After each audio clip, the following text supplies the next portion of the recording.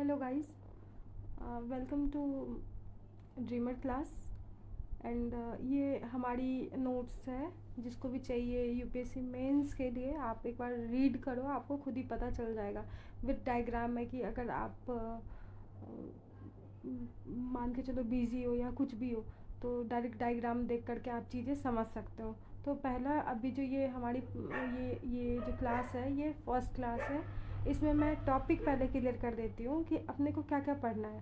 ठीक, ये modern history अपन start कर रहे हैं। तो पहला टॉपिक है British foundation expansion and consolidation. It means क्योंकि पहला जो टॉपिक है ये है British foundation expansion and consolidation. ये कैसे ब्रिटिशर आए, वो उन्होंने कैसे एक्सपेंस करा इंडिया में, अपना विस्तार कैसे किया। फिर British policy and the second is British policy. तो ऐसे इंडिया में आए तो क्या क्या ब्रिटिश पॉलिसी, उन्होंने अपनी क्या क्या पॉलिसी बनाई जिसके कारण से इंडिया को अपने मतलब इंडिया पे कब्जा कर लिया, ऐसा कर सकते, कैप्चर कर लिया उन्होंने। तो बहुत सारे लोग एक्सप्लाइट वगैरह हो रहे थे, जो गरीब वगैरह या जो भी है। तो उन्होंने फिर रिवॉल्ट करी। तो अपना जो तीसरा टॉपिक है revolt and movement. Okay, and the fourth topic is Indian national movement. ये मतलब एकदम नेशनल लेवल पे मूवमेंट होने लगी। And the fifth is communalism and partition. And the sixth is post independence. अगर अपन मेंस के व्यू से देखें तो पहला जो टॉपिक है अपना, कि सबसे पहला इम्पॉर्टेंट टॉपिक हो जाएगा इंडियन नेशनल मूवमेंट और कम्युनलिज्म एंड पार्टीशन। ये पहला मतलब ये फर्स्ट टॉपिक है, मीन्स बहुत इम्पॉर्टेंट है ये। And the second is revolt and movement. And third is British policy. Fourth is post independence. And the fifth is British foundation expansion and consolidation. तो अब अपन स्टार्ट कर रहे हैं पहला टॉपिक से। तो पहला जो टॉपिक है वो यही है। तो British foundation expansion and consolidation. अब देखते हैं कि अपने को इसमें से क्या क्या टॉपिक पढ़नी है। तो पहला टॉपिक है India in 18th century. 18th century के टाइम में हमारा जो इंडिया है उस टाइम का कंडीशन क्या था वो पढ़ना है अपने को। And the second is 18th century considered as dark age. Dark age कहा जाता है 18th सेंचुरी को। Mid 18th century India was beset and spectre of fragmented polity. ठीक, एंड दी मतलब 18th सेंचुरी से वो फर्स्ट सेकेंड थर्ड रिलेटेड है। Fourth देखते significance of third battle of Panipat. तो first second third battle of Panipat हुआ, लेकिन अपने को अभी अपन चल रहे हैं मॉडर्न हिस्ट्री में। तो मॉडर्न हिस्ट्री में तो थर्ड बैटल ऑफ पानीपत में क्या हुआ था, दो के बीच लड़ाई हुई थी और तीसरा फ़ायदा लिया था। और तीसरा जो बेनिफिट लेने वाला था वो हमारा ब्रिटिशर था, उसको बहुत बड़ा फ़ायदा हुआ था, दो को लड़ा कर के। Okay, and the fifth is factor for many empire shaking battle fought in Panipat. ये क्वेश्चन मेंस में भी मीन्स इससे आ चुका है। सिक्स है British policy of conquest in India. Means कैसे उन्होंने पॉलिसी बना करके इंडिया को जीता। And the seven is Dalhousie considered as founder of modern India. तो कहने का मतलब है कि डलहौजी को कंसिडर किया जाता है कि मॉडर्न इंडिया के वो फाउंडर है, ऐसा कहा जाता है।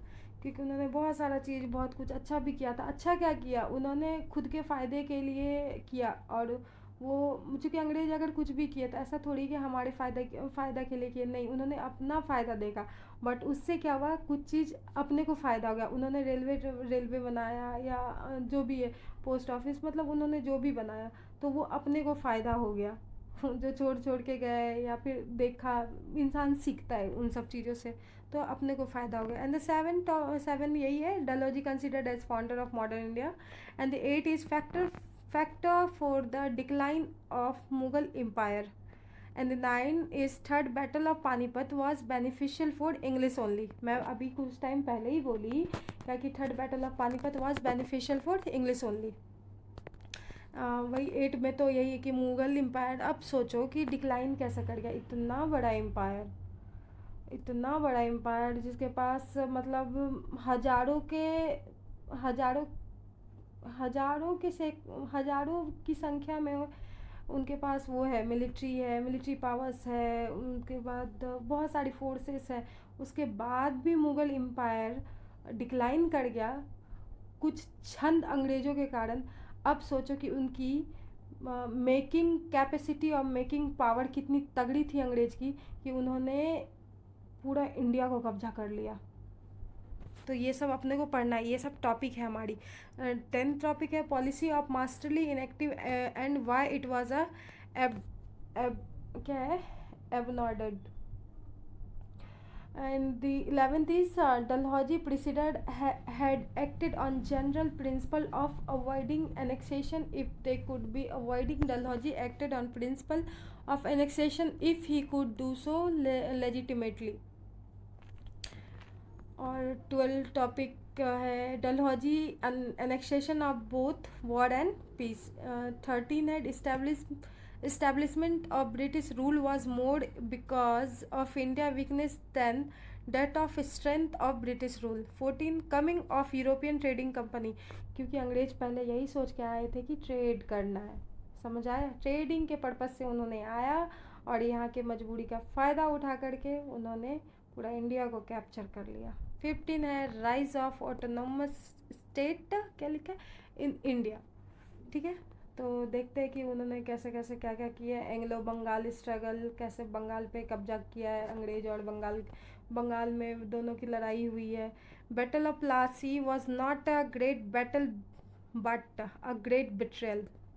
कहते हैं ना कि लड़ाई से ज़्यादा विश्वासघात, तो वही है, अपनों ने ही विश्वासघात कर दिया था, अब खुद के सेना ने ही, तो इसके कारण से अंग्रेज को फ़ायदा हुआ।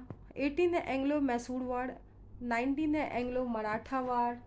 20 एंग्लो पंजाब वार और एंग्लो सिख वार। 21 है annexation of Sindh in 1843। 22 policy of subsidiary alliance. ये भाई इतनी खतरनाक थी पॉलिसी ऑफ सब्सिडरी अलायंस कि आप पढ़ोगे कैसे मतलब दूसरे एरिया को खुद में मिला रहा है, आप आगे अपने को पढ़ना है। 23 role of Warren Hasting governor of Bengal is reorganisation of administration. 24 various policies of British which were instrumental in conquest of India. तो इतनी सारी टॉपिक है, ये 24 टॉपिक है, तो 24 टॉपिक अपने को पढ़नी है। तो पहला अपन देख रहे हैं यूरोपियन ट्रेडिंग कंपनीज। पहला जो हमारा टॉपिक है यूरोपियन ट्रेडिंग कंपनीज। तो इसमें देख रहे हैं कि कॉन्सेप्ट 1 में है कि देखो फोटो से भी देखो कि कैसे मतलब अर्थ है और अर्थ के ऊपर लगे हुए हैं 2 आदमी, की कैसे मतलब उसको कैप्चर करना है अर्थ को।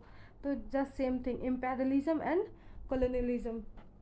तो इम्पेरियलिज्म क्या होता है, ये जो टर्म है इम्पेरियलिज्म, तो ये जो टर्म है इम्पेरियम विच मीन्स कमांड, आप किसी चीज़ को कमांड करते हो, हैंडल करते हो, लीडरशिप, तो उसी को कहते हैं इम्पेरियलिज्म।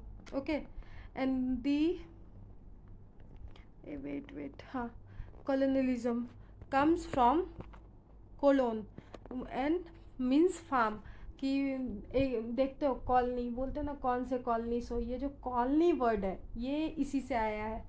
तो लेकिन अगर इस दोनों का मतलब निकालें तो इस दोनों का समरी करें तो हो जाएगा एक्सप्लॉइटेशन। एक्सप्लॉइट करते हैं, चाहे आप कमांड करो या फिर उस किसी का कॉलोनी ले लो, एज सेंस कह सकते हैं कि एक्सप्लॉइट करना। एसेंस क्या मतलब ही वही है, इसका नेगेटिव, इसका तो मीनिंग कितना भी जाएगा, ये नेगेटिव ही जाएगा। तो देखते हैं ये एक्सप्लॉइट 3 तरीके से किया जाता है, was in 3 forms, D1, dimension 1, dimension 2, dimension 3। और देखते हैं जैसे कि पहला जो डायमेंशन है D1, तो एक इकोनॉमिक तरीके से किसी को मतलब एकदम विश्वासघात करना, इको एक्सप्लॉइटेशन, चाहे वो रॉ मटेरियल हो, मार्केट हो, रेवेन्यू हो, इस तरीके से क्या करना, उसको जहाँ से प्रॉफिट हो रही है, कच्चा सामान, कच्चा माल जहाँ पे मिल रहा है वहाँ पे वो लेकर के वो अपने कंट्री में भेज रहे हैं और उसका कुछ अच्छा बना रहे हैं, वहाँ से मैन्युफैक्चर करके वो फिर इंडिया भेज रहे हैं, मतलब दूसरे कंट्री में भेज रहे हैं, वो बेच रहे हैं, उनको बहुत सारी प्रॉफिट हो रही, ट्रेड कर रहे हैं, रेवेन्यू, मार्केट, इसके लिए उनको मिलिट्री क्यों ना लगानी पड़े। तो D1 हो गया। D2 political subjugation. तो देखते हैं पॉलिटिकली वो कैसे विन करते हैं। तो केस 1 केस 2। केस 1 जो है अपन अमेरिका का जो जब अपन वर्ल्ड हिस्ट्री पढ़ेंगे ना उस टाइम इसको डिस्कस करेंगे। सेकंड जो है इंडिया, तो आगे पढ़ेंगे पॉलिटिकल सब्जुगेशन।